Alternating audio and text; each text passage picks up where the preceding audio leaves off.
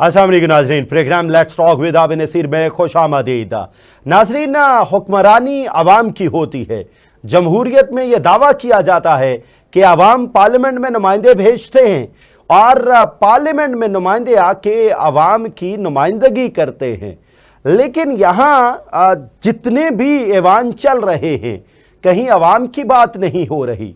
हर जगह पे आयानी तबकात की बात हो रही है, अलीट क्लास की बात हो रही है, पावर शेयरिंग की बात हो रही है, मेरे इख्तियारात किधर हैं ये बात हो रही है, मेरा हिस्सा किधर है ये बात हो रही है, मुझे क्या मिला ये बात हो रही है, मुझे कुर्सी मिलेगी मैं खामोश हो जाऊंगा, अभी तुम्हारे पास कुर्सी है तो देखो सड़कों पर आ रहा हूं।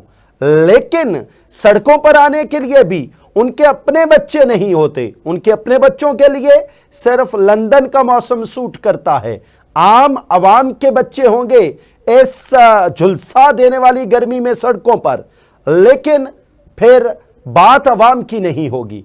बात होगी कि किस तरह मुझे कुर्सी मिलेगी, बात होगी कि किस तरह मुझे पावर मिलेगी, बात होगी कि मैं आयानी तबकात का नुमाइंदा मैं क्यों पीछे बैठा हूं, मुझे इस दफा बारी क्यों नहीं मिल रही, मुझे इस दफा हिस्सा क्यों नहीं मिला।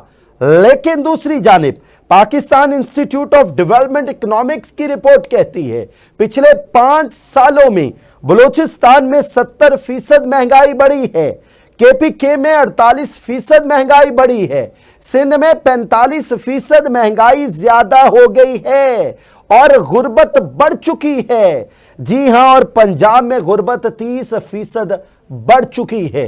जी हां नाजरीन, यहां ये दावे किए जा रहे हैं कि 10 अरब डॉलर की सरमायाकारी आ रही है। यह भी दावा किया जा रहा था कि 100 अरब डॉलर की सरमायाकारी आएगी। आप खामोशी से बैठ जाइए, खामोशी से हमें हुकूमत करने दीजिए। पाकिस्तान में मालूम और नामालूम सुतून मिलके हुकूमत करते हैं, लेकिन अजारादारी नामालूम सुतून की होती है। जी हां नाजरीन, एक शख्स जो नंदीपुर पावर प्रोजेक्ट में मुल्जिम ठहरता है लेकिन बरजुम्मा हो जाता है, वही शख्स रावलपिंडी रिंग रोड स्कैंडल में मुल्जिम ठहरता है लेकिन बिल्कुल दूध का धुला हुआ साफ शफाफ बाहर आ जाता है। और रिसेंटली वही शख्स गंदम स्कैंडल में नामजद होता है लेकिन फिर भी कोई कार्रवाई नहीं होती। जब मेरी किसी से बात हुई, मैंने कहा यार ये क्या हो रहा है। उन्होंने कहा जनाब आप शरीफ आदमी हैं, इन चक्रों में ना पड़े। पाकिस्तान में ना कभी किसी मुल्जिम को सजा मिली है, ना कभी कोई मुल्जिम ताकतवर आयानी तबकात का नुमाइंदा मुल्जिम मुजरिम साबित हुआ है और ना होगा। हमारे साथ मौजूद होंगे कमर जमान भट्टी साहब। सर बहुत बहुत शुक्रिया। सर, एक तरफ अदालतें मतलब ट्राई कर रही हैं कि वाज़े तौर पे पैगाम दे दिया जाए, हम ना किसी इदारे, ना किसी एजेंसी, ना किसी हुकूमत की बी टीम बनेंगी और बड़े सख्त फैसले भी आ रहे हैं। दूसरी जानिब सिचुएशन हैंडल होती हुई नजर नहीं आ रही। वही जुल्म इस्तबदाद का दौर है, वही जिसको चाहा जा रहा है वो हुकूमत कर रहा है और बाकी सब पाबंदे सलासिल हैं। सर, सिचुएशन को किस तरह डिपिक्ट करेंगे? हाथियों की लड़ाई में आवाम खशो खाशाक हैं क्या?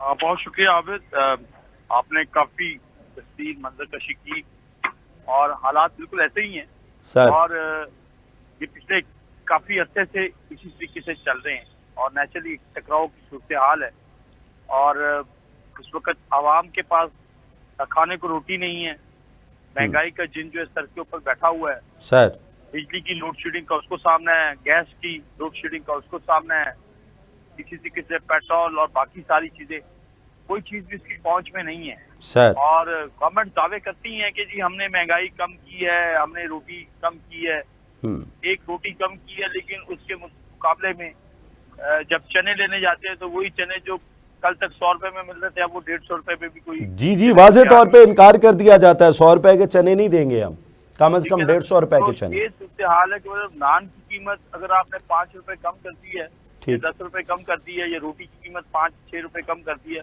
लेकिन दूसरी जरूरियात जिंदगी ना वो उसी तरीके से महंगी हो गई। तो एक कान से पकड़ते हैं, दूसरे कान से शुरू हो जाते हैं तो किसी तरीके से आवाम की भलाई का प्रोजेक्ट जो है ना वो तो नजर नहीं आता। अब सर रहेगी बात कि एस्टेब्लिशमेंट, अदलिया, हुकूमत ये क्या होने जा रहा है, तो नो डाउट के अदलिया बहरहाल इस मुल्क के अंदर उम्मीद की एक किरण है आवाम के लिए, इंशाअल्लाह। क्योंकि अदलिया के जरिए ही कुछ ना कुछ चीजें हम ठीक कर सकते हैं। इस जी मुल्क में अदलिया ही है जिसकी वजह से कई चीजें खराब भी होती रही हैं, सारा कुछ होता रहा, एक पूरा मंजरनामा मौजूद है।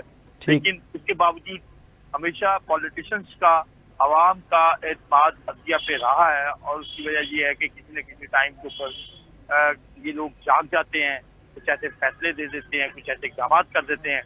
अब जाहिर है कि लाहौर हाई कोर्ट की जिस किसी चीज से लाहौर हाई कोर्ट जी मामला को लेके चल रहे हैं, मलिक और उन्होंने शहजाद बाकायदा अहमद खान एक साहब ने बबांगे दोहल कहा है, हम किसी हुकूमत, एजेंसी या किसी इदारे की बी टीम नहीं बनेंगे। सर क्या कहना चाह रहे हैं? Chief justice Lahore high court जिस तरीके से शहजाद मलिक साहब चीजों को लेके चल पड़े हैं, जी ये सिलसिला तो पिछले साल क्वेश्चन टेबल था कि आप ट्रिब्यूनल क्यों नहीं बना रहे। अगर इंसदाद दहशतगर्दी की अदालतों में केस हैं तो वहाँ पे इंसदाद दहशतगर्दी के अगर 4 जज ज्यादा तैनात होने की जरूरत है तो वो होने चाहिए। राइट। इसका मतलब जब हमने इसके ऊपर कई मतलब सवाल दागा, मतलब अजमा बुखारी से भी हमने जब सवाल किया तो वो अपना रोना उनकी तरफ से शुरू हो जाता है कि Right. जनाब हमारे लोग जो थे वो भी कई अर्सा जो है वो अदालतों के बाहर जो इस तरीके से परेशान रहे, उनके मामला जो है केस लटकाए जाते रहे, उनके ऊपर ये होता रहा।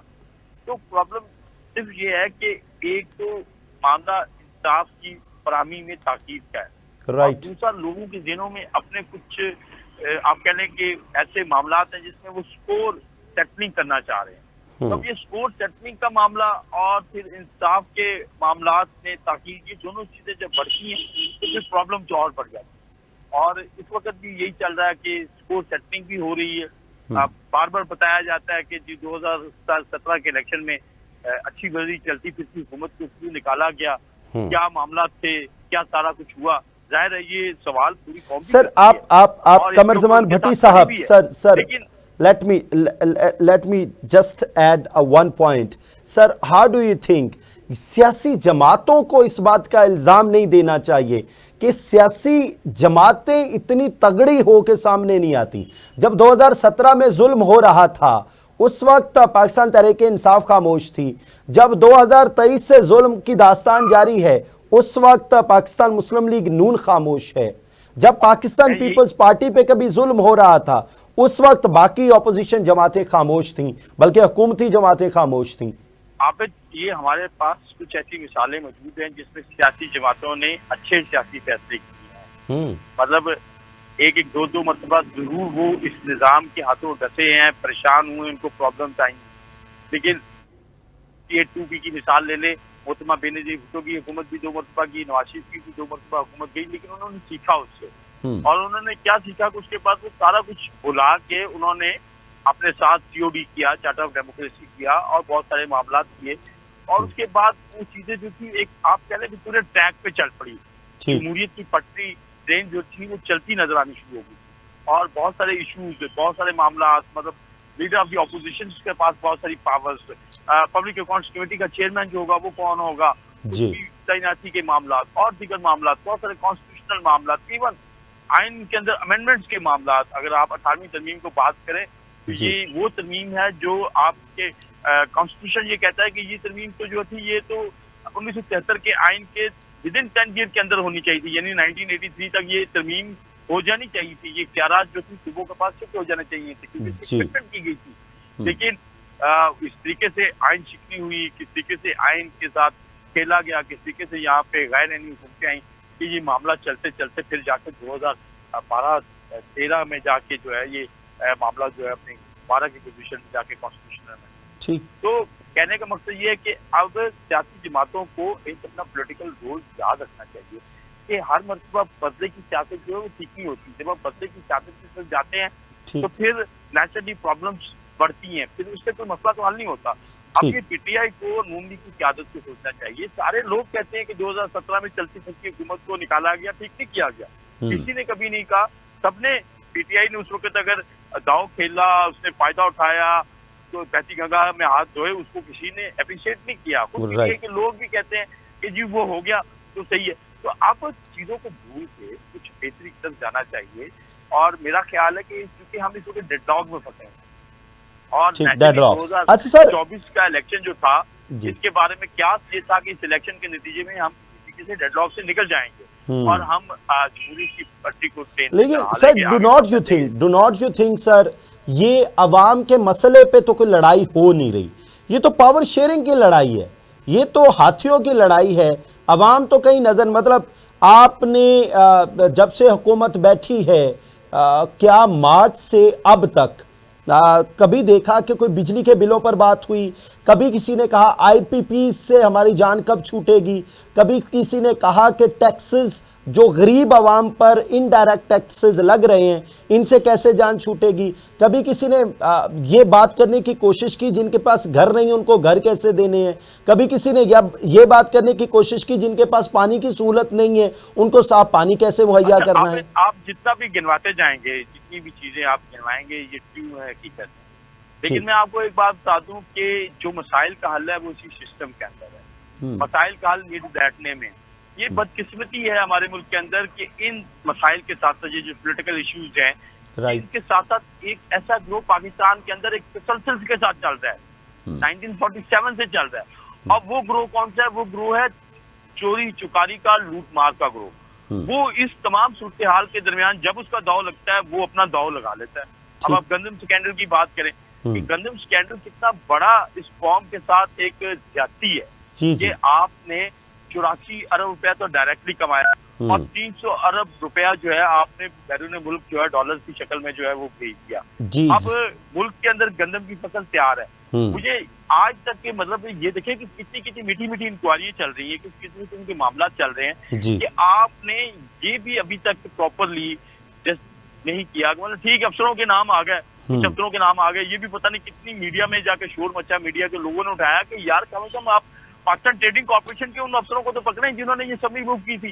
आप समझ के पंजाब के महकमा फूड के डिपार्टमेंट के उन अफसरों को तो पकड़े जिन्होंने ये शोर मचाया था कि पाकिस्तान, पता नहीं पाकिस्तान में कौन सा कहत मचने वाला है अगर गंदम ना मंगवाई गई। तो बात ये कि ये जो इंक्वायरी है, ये ठंडी ठंडी इंक्वायरी, मीठी मीठी इंक्वायरी इससे नहीं है।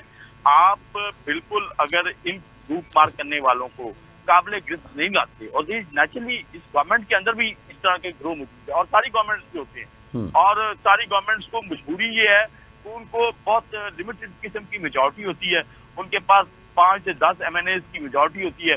जब उन्हें नजर आता है कि इनके खिलाफ कार्रवाई करेंगे तो उनको ये भी नजर आ रहा होता है कि ये नीचे से रेत की तरह सिरक जाएंगे और एक बात सामने खड़ी होगी। तो ये जो एक इस तरह के मामला सर एक ही शख्स 3 बड़े स्कैंडल्स में आ चुका। मतलब ये कहा जाता है, मैं अगर तारीख बताना मुनासिब शायद लगेगा या नहीं, ज़ियाउल हक साहब के बहुत करीबी कारी थे खुशी मोहम्मद साहब, उनके ये बेटे थे। ये एक ख़ास इदारे से सिविल सर्विसेज में आते हैं। इन्हीं का नाम नंदीपुर पावर प्रोजेक्ट में आता है, फिर इन्हीं का नाम रावलपिंडी रिंग रोड स्कैंडल में आता है, अभी इन्हीं का नाम गंदम स्कैंडल में आता है, लेकिन वो बरयुज़ुमा हो जाते हैं हर दफा। देखिए, मैंने किसी का इसलिए भी नाम नहीं मैं लेना चाहूंगा कि ये चीजें इंक्वायरी में चलनी चाहिए, अभी प्रॉपर इंक्वायरी होनी चाहिए। मैं तो बुनियादी तौर पे सवाल उठा रहा हूँ कि ये बुनियादी मुद्दा था कि जब पाकिस्तान ट्रेडिंग कॉर्पोरेशन ने समरी मूव की कि पाकिस्तान को जरूरत है कि गंदम इंपोर्ट की जाए, तो ये समरी नेचुरली एक ऐसे वक्त में मूव हुई जब मुल्क के अंदर नई गंदम जो है वो काश्त हो चुकी थी और उसकी फसल आने को थी। तो ये सवाल बहरहाल बनता है उन अफसरान से, उन्होंने किन के कहने को, तो पूरा एक कमिशन बनना चाहिए, पूरे मामला बनने चाहिए उसमें नहीं सारे लोगों को। सर बड़ा काकड़ साहब जो है अगर ये कह के जान छुड़ा लें कि नाम मेरा क्या है, मुझे तो समरी आई थी नीचे से, तो मैंने तो जाहिर है कि मुल्क में मुझे समरी में बताया जा रहा है कि ये नाम मुल्क में कैद पढ़ने जा रहा, तो मैं तो नेचुरली बतौर एक चीफ एग्जीक्यूटिव जो सर इसमें मैं ऐड ऑन कर दूं 10 लाख की जान छूटनी नहीं चाहिए। कमरजमान भट्टी साहब, सर मैं ऐड ऑन कर दूं कि 10 लाख टन की इजाजत ली गई थी, फिर 38 लाख टन दरामद कर ली गई। तो ये एक सवाल है कि इजाजत जब 10 लाख टन की ली गई तो फिर 38 लाख टन दरामद क्यों की गई? अब ये बड़ी वाज़ेह चीज है सर, तो इसको मैंने आपको पहले बताया है कि ये एक बहुत बड़ा सियासी और एक रो ने पूरा जिसमें माल कमाया है। जी और ये मतलब ये आप मैसेज दे रहे हैं जनाब हम जो है दुनिया से सस्ती गंदम ले लेंगे और यहाँ पे महंगाई का जो चिन्ह है वो हम काबू कर लेंगे। भाई दुनिया से आप सस्ती गंदम ले लें, ठीक है। लेकिन क्या उसकी क्वालिटी क्या है, आपको कितनी जरूरत है, कितनी जरूरत नहीं है, आपके मुल्क में अपनी कितनी क्रॉप पैदा हो गई है, आपने अपने काश्तकार को जो गुड्स दी है, खाद दी है, पेट्रोल दिया है और जो अद्वियात दिए हैं, बाकी मामला दिए हैं, वो किस कीमत पे दिए हैं, आप इसका कम से कम जो खर्चा हुआ है वो निकाल पा रहे हैं? अगर नहीं निकाल पा रहे तो आपको नहीं पता चलता कि आपका काश्तकार जो वो पाई मतलब उसका पूरा लूलू जो है वो कर्जों में जकड़ जाएगा। उसके पास इस वक्त ये पैसे नहीं है कि वो नई फसल के लिए कोई प्रॉपर तरीके से इन्वेस्ट कर सके। पानी कहाँ से देना है, चावल की फसल जो है वो लग रही है और उसके लिए नेचुरली पानी एक महंगी आइटम है, तो वो कहाँ से करेगा? बिजली आप नहीं दे रहे, ट्यूबवेल्स उनके बंद हैं, सोलर्स के ऊपर बेचारे शिफ्ट होने की कोशिश कर रहे हैं, बाकी सारे मामला। लेकिन जब उनके पास पैसा नहीं होगा, जब उनकी फसल जो 4,000 रुपए में थी वो इस वक्त 2800 रुपए में चलेगी, मुझे बताएं कि 1200 रुपए फी मन लॉस, आप इसको कैलकुलेट तो करें कि कितना लॉस हो गया। सर किसान इस वक्त परेशान है, मैंने चारा कैसे बीजना है मवेशियों के लिए? आप तो अगली फसल की बात कर रहे हैं ना, चारा नहीं बीजा जा रहा किसान से। मतलब आप भी जाहिर है, अगर आपका ताल्लुक गांव से थोड़ा बहुत है, I don't know too much about it sir, मेरा गांव से बड़ा ताल्लुक है, मेरी रोजाना कोई ना कोई कॉल गांव में जरूर होती है। ये पिछले 1.5 महीने में जितने लोगों ने कॉल्स करके 10,000 का मुतालबा किया, 20,000 का मुतालबा किया, और इतने बाइज्जत लोगों ने कि यकीन कीजिए शर्म से हम जमीन में गड़ जाते हैं कि यार क्या करेगी ये हुकूमत, क्या करेगा ये सिस्टम एक बाइज्जत बंदे के साथ। आबिद साहब, इस वक्त एक फसल की काश के लिए मिनिमम 3 एकड़ 20,000 जो है वो रिक्वायरमेंट है। एग्जैक्टली। उसके बाद उसको प्रॉपर पानी की फराहमी के लिए बाकी चीजें करने के लिए, क्योंकि आपका पस मंजर भी हमारा भी पस मंजर है, सबका पस मंजर गाँव के साथ किसी न किसी शक्ल में जरूर होता है। तो हमें पता है ये इस वक्त एक क्राइसिस को थोड़ा सा अगर ये लोग डील करेंगे, ये बेचारे किसान, तो ये होगा कि इनके पास अगर जिनके पास कुछ जानवर हैं और जो कुर्बानी है तो शायद उनकी वजह से थोड़ा सा उनको सहूलत मिल जाए। लेकिन ये उनकी वो बचतें होती थी जिसके नतीजे में वो अपनी जिंदगी के बहुत सारे अहम सारे मामला जो थे वो निभाते होते थे। बाकी पूरा 6 महीने की गंदम की फसल के बारे में आप सोचें ना, तो 6 महीने की गंदम की फसल, मेहनत सर, मेहनत, आपको उसको एक पाई का फायदा नहीं हुआ, अलग से लॉस हुआ। तो जिसने बेचारे ने उसकी अगर वो गंदम उसने ठेके पे जमीन ली हुई है, उसको उसका किराया कैसे देना है, बाकी मामला कैसे करने, तो हमने उसको मकरूज कर दिया। भारत मतलब अब वज़ीर पंजाब की अगर बात की जाए तो वो कहती है कि मैं 400 अरब रुपए का रिलीफ देने जा रही है किसान कार्ड के नाम के ऊपर। लोग कहते हैं कि आप किसान कार्ड के नाम को मुझे रिलीफ देने जा रही हूँ। कमरजमान भट्टी साहब, मियां सैफुर रहमान साहब ने हमें ज्वाइन किया है। मियां सैफुर रहमान साहब, बहुत बहुत शुक्रिया आपके वक्त का। सर ये क्या हाथियों की लड़ाई और अवाम दरमियान में कहीं खसो खाशाक की तरह बेचारी उड़ रही है, परेशान है।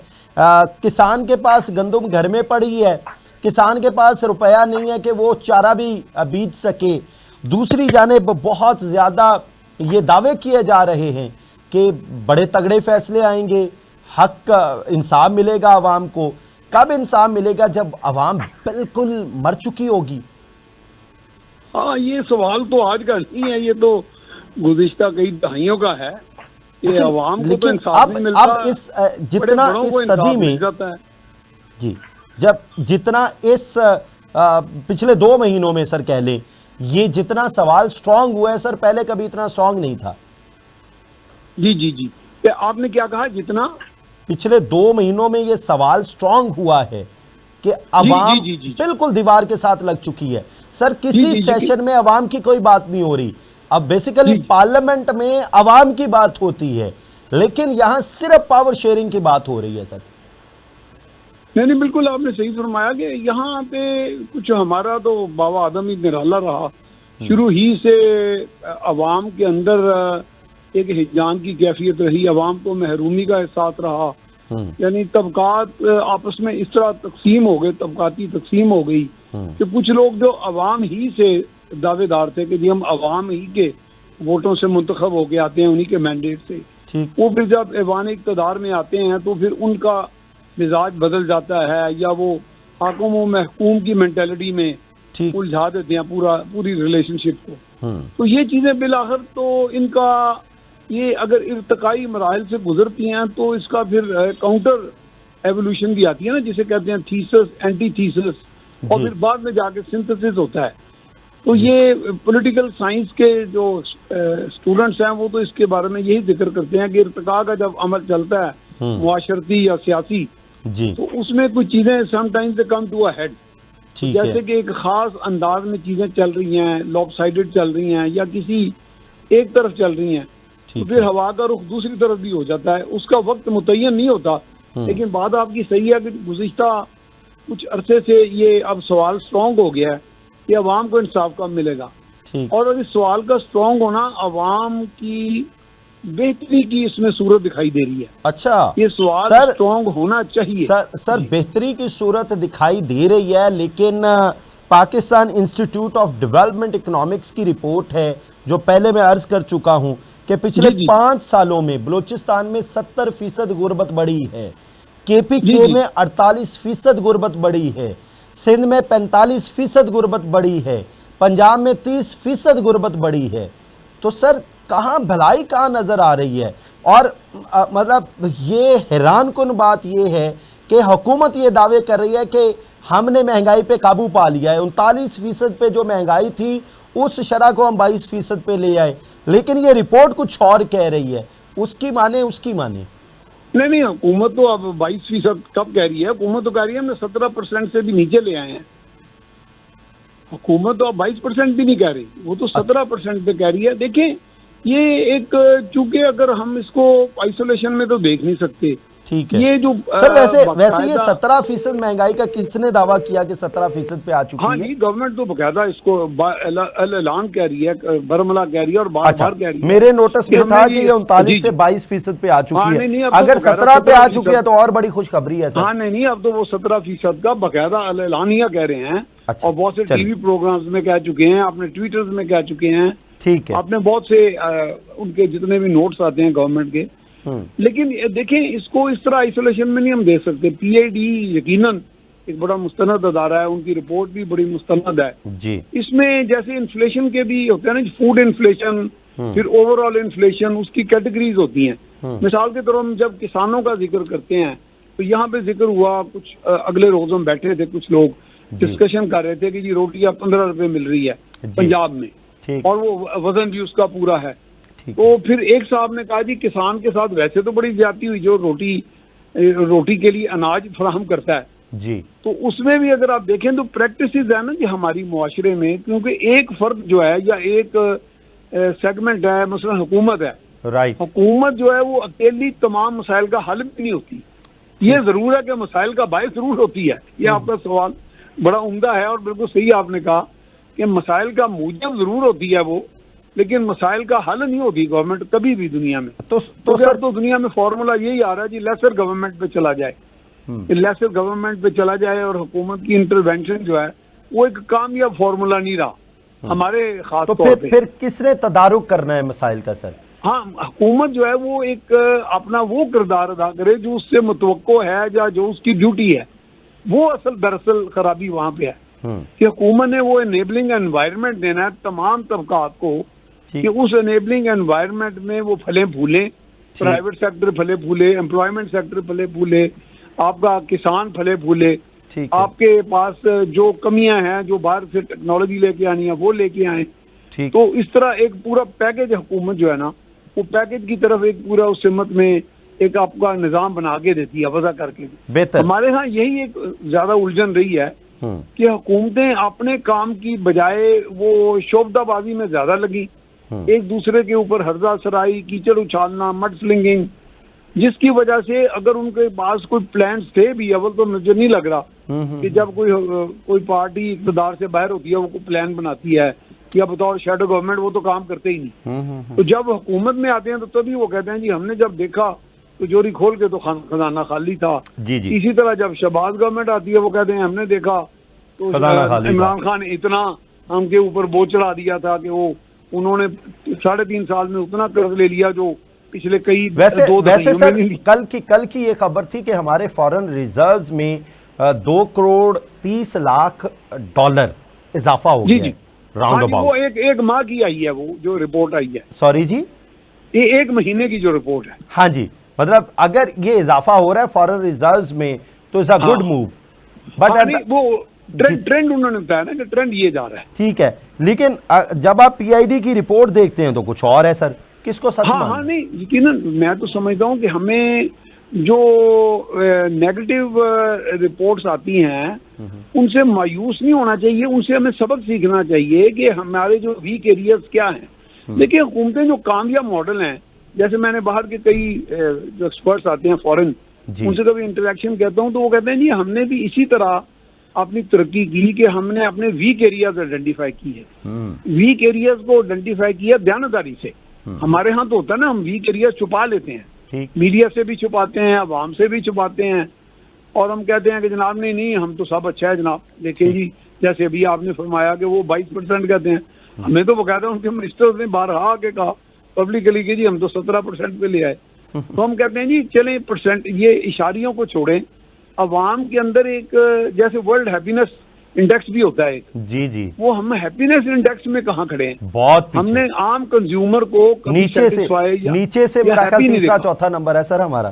जी जी, हम हैप्पीनेस में आम कंज्यूमर जो सारिफ है जी, उसको सेटिस्फाई आप देख रहे हैं। तो मैं कहता हूँ अगर वो सेटिस्फाई नहीं है तो पीआईडी का जो बाकायदा डाटा है वो तो फिर उसको सपोर्ट करता नहीं इस पॉइंट ऑफ व्यू को। ठीक। कॉमन मैन तो सेटिस्फाई नहीं है।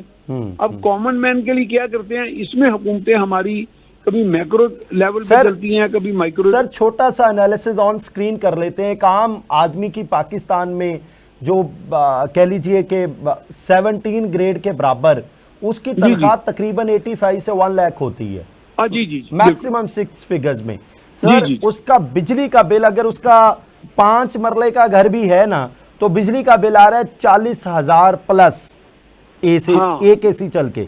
सर गैस का बिल उसका आ रहा है तकरीबन 10,000, बच्चों की फीस उसकी है 30,000।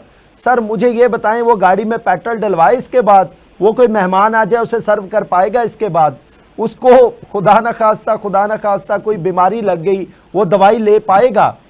तो हाउ इज इट पॉसिबल? नहीं, ये तो अगर तो इस फिगर पे आप जाएंगे फिर तो वो उसकी सर्वाइवल ही नहीं, वो सर्वाइव ही नहीं कर सकेगा। ये तो फिर इसका मतलब यह है कि आपने जो उनको सैलरी पैकेज दिया हुआ है या स्लैब दिया हुआ है जी, उसमें तो आपने कहा जी आप खुद ही सर्वाइव करें और फिर हम पे ना छोड़ें। तो जब वो खुद सर्वाइव करेंगे तो वो तो फिर करप्शन करेंगे, करप्शन, या फिर वो अगरबा परवरी करेंगे, या मैं सर मैं गुजारिश करूं, आज सुबह ही एक साहब के साथ मैं नाश्ते पे था तो वहां 2 सरकारी गाड़ियां आई हुई थी, तो जी। वो भी सहाफी थे, मैं भी सहाफी।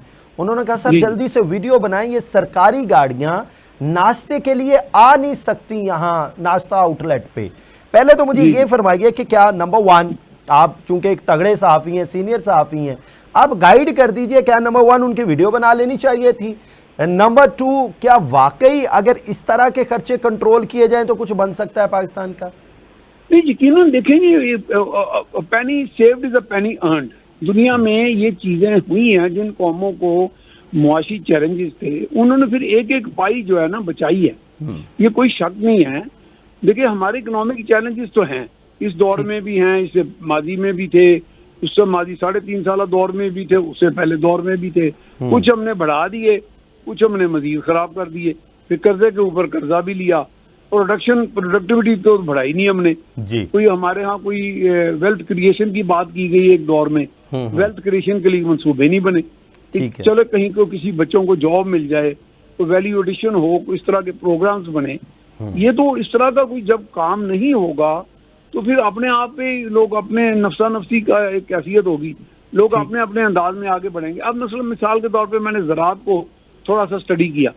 मसलन ज़राअत की वैसे तो उसमें कहते हैं डीएपी की जो खाद है वो थोड़ी कम हुई है कीमत, उसमें 1000-2000 की कमी आई है। मैंने ये स्टडी किया बाकायदा एग्रीकल्चर एक्सपर्ट के साथ बैठ के कि ये हमारे यहाँ किसानों में एक बिल्कुल स्टीरियोटाइप एक रुझान है जी। वो लकीर के फकीर के डीएपी हर सॉइल को नहीं सूट करती। और जिसका नतीजा ये है वो डीएपी का इतना इस्तेमाल हो गया कि वो डिमांड और तलब और रसद वाले चक्कर में बहुत ज्यादा कीमत बढ़ गई।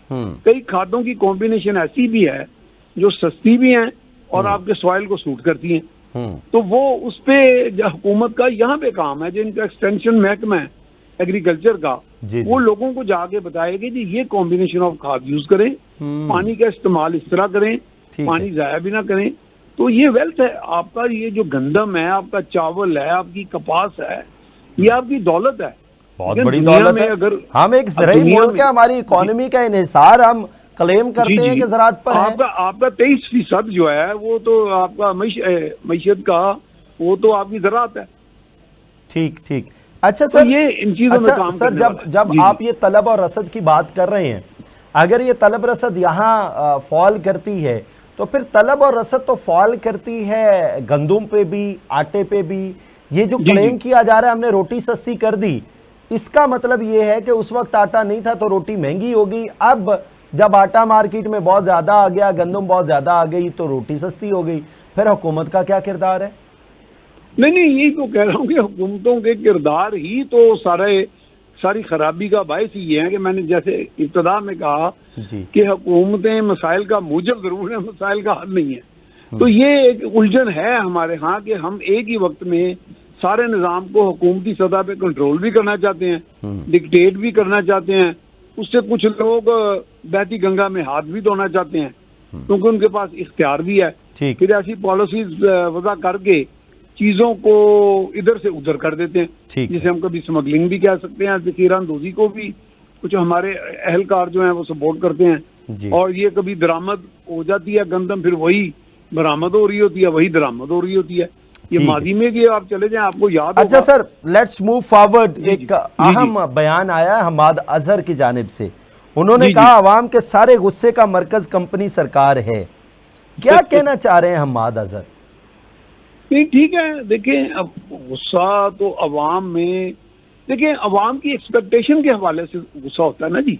हम एक्सपेक्ट करते हैं कि सरकार हमें रिलीफ देने में फेल हो गई है, तो ये एक्सपेक्टेशन हमारी काफी हद तक जायज भी है, क्योंकि हमारे यहाँ एक गुज़िश्ता 7 दिहाइयों से हुकूमतों की तरफ ही हम देखते रहे हैं मसाइल के हल के लिए, मुआशी मसाइल के हल के लिए, क्योंकि सर वो कंपनी सरकार एस्टैब्लिशमेंट को कह रहे हैं सर।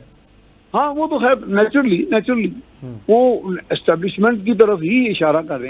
आप हुकूमत की बात कर रहे हैं ना सर? हाँ, लेकिन ये है कि चूंकि एस्टैब्लिशमेंट का वाज़े तौर पे, बल्कि उन्होंने ये भी कहा एस्टैब्लिशमेंट को अब ये बात समझ जानी चाहिए कि हालात बदल चुके हैं। नहीं, देखिए हालात तो यकीनन बदल चुके हैं, ये तो बात सही है कहा उन्होंने, क्योंकि अवाम के अंदर भी अब एक शऊर है, एक बेदारी है। अब ये वो जो हम 1999 में या 95 में जो या 97 में जो मेथड से वो आज नहीं चलेंगे। आज वाले जो मेथड हैं वो आज से 10 साल बाद नहीं चलेंगे। तो इसमें सबको अपनी अपनी जगह पे एक स्टेप बैक आना पड़ेगा कि किस तरह चीजों को हैंडल करना है, कि क्या हर चीज को आहनी हथकंडों के जरिए आहनी हाथों से डील करना है या लोगों को एंगेज करना है।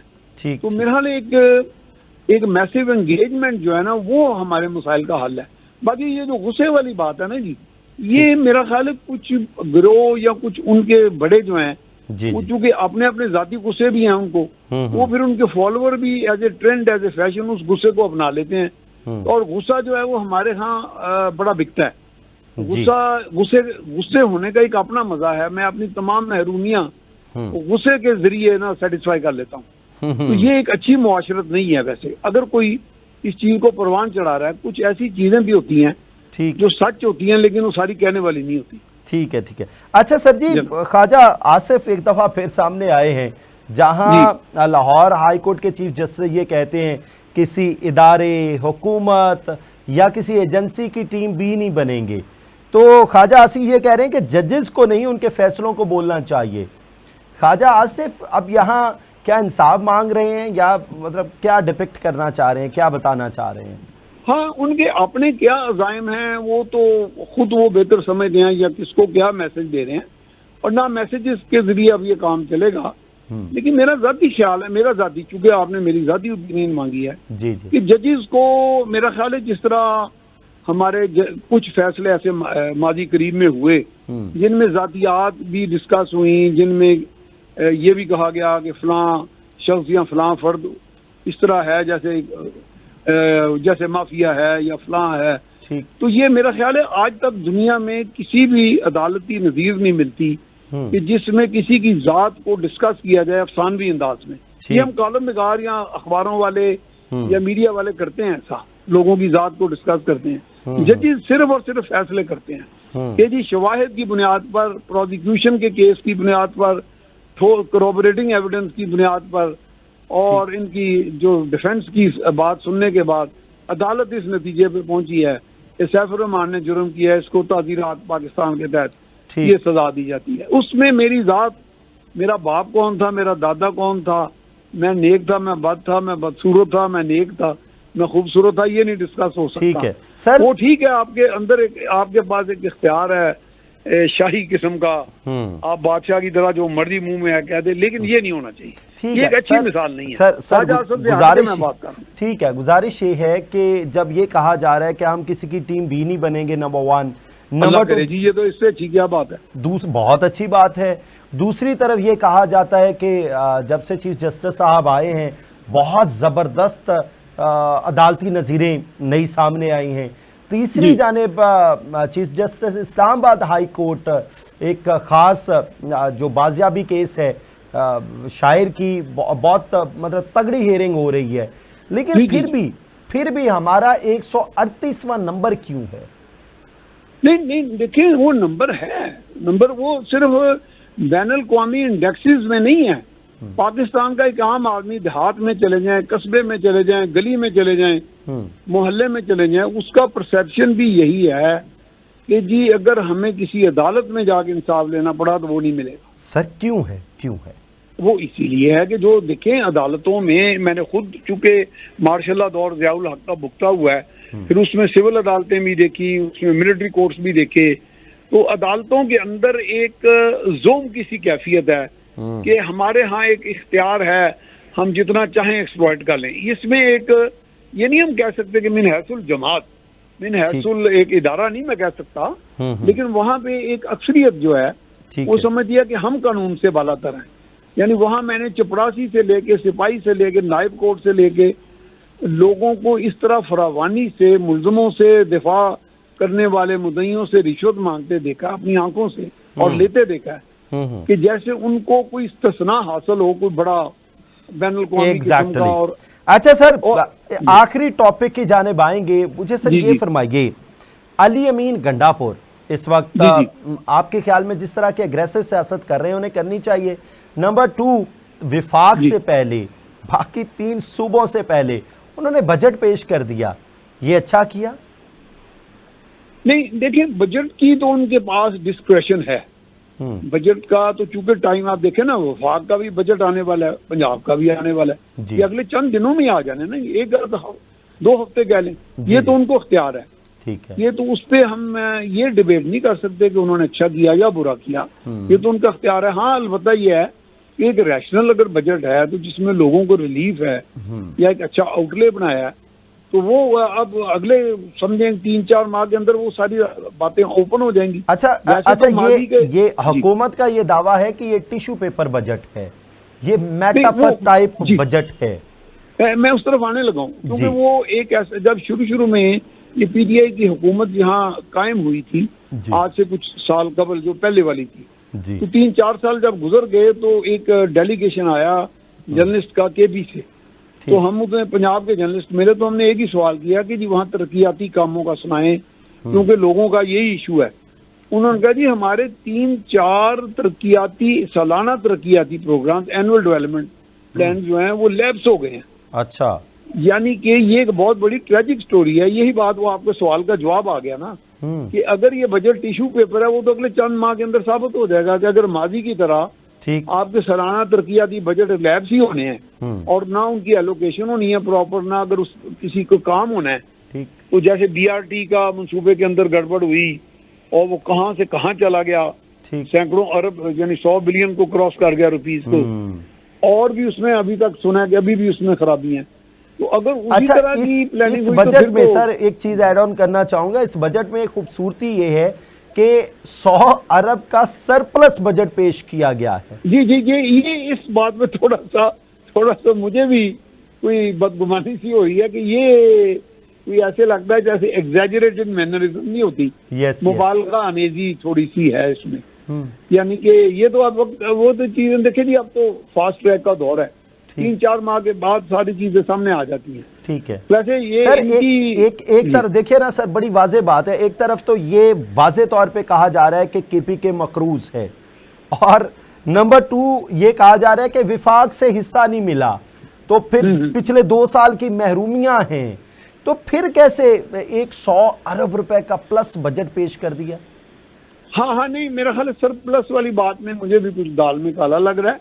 लेकिन वफाक से इन्हें 1-2 मरतबा मिला भी है, लेकिन 1-2 मरतबा मिला भी नहीं है। यानी कि माजी में कुछ बहुत ज्यादा माजी की बात नहीं है कि इन्होंने बाकायदा अपना ले लिया था, परेज खटक के दौर में दिया था, वो मेरे पास रिकॉर्ड था, लेकिन इस वक्त मुझे अजबर नहीं है। वो उस वक्त आए थे, उन्होंने वफाक से ले लिया था, फिर उन्होंने बहुत बहुत शुक्रिया। मियां सैफुर रहमान साहब हमारे साथ मौजूद थे और कमर जमान भट्टी साहब हमारे साथ मौजूद थे। इस वक्त अवाम को बहुत आंख और कान खुले रखने हैं। अगर आप चाहते हैं कि आप खसो खाशाक ना हो, आपकी बात हो पार्लियामेंट में, तो आपको हर दफा अपने नुमाइंदगान से बात करनी है। जब जब वो आपके हलके में आए या आपको पता चले कि वो अपने घर तशरीफ ला चुके हैं, उनसे बार बार बैठ के बात कीजिए कि आपने हमारे साथ ये वादा किया था, हमारे वोट की पार की वजह से आप पार्लियामेंट में बैठे हैं। पार्लियामेंट इसलिए सुप्रीम होता है क्योंकि ये आवाम का नुमाइंदा होता है, और अब आप हमारी नुमाइंदगी नहीं कर रहे, वरना माजी की तरह या हाल की तरह आने वाले मुस्तकबिल में भी इसी तरह हम गिले करते रहेंगे कि हमारी बात नहीं हो रही, सिर्फ पावर शेयरिंग की बात हो रही है। दुआ है अल्लाह ताला पाकिस्तान और पाकिस्तान में बसने वालों की खैर करे। इजाज़त दीजिए, अल्लाह हाफ़िज़।